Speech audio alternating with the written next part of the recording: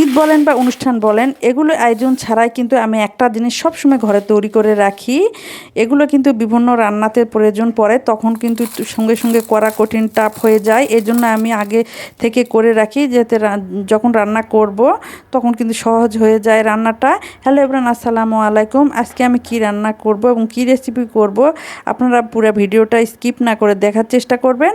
এবং এখানে আমি প্রথমে দিয়েছি তেল, এবং তেল দেওয়ার আগে আমি একটা কথা বলে নেই, এখানে আমি বেরেস্তা ভেজে নিব।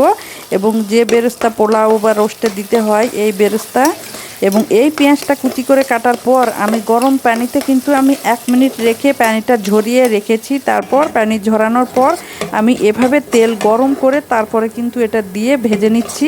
এবং এটা কিন্তু চুলার হিটটা বেশি দেওয়া যাবে না, ধীরে ধীরে ভেজে নিতে হবে। এই বেরেস্তাটা আগে করে রাখলে কিন্তু পোলাও বা রোস্ট যে কোনো সময় আমরা রান্না করলে গরুর মাংস এবং মুরগির মাংস এই বেরেস্তাটা দিলে টেস্টি বেড়ে যায়।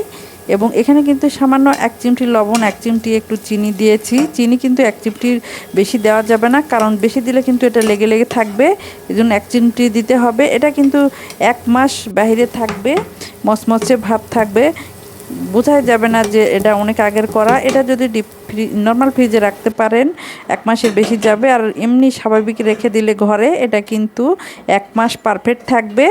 এবং দেখেন সুন্দর করে ভেজে নিয়েছি, এটা এখন ছেঁকে নিব।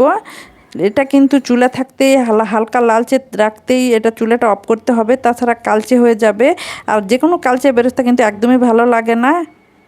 আর পেঁয়াজের বেরেস্তা আগে আগে তৈরি করে রাখলে অনেক সুবিধা হয়।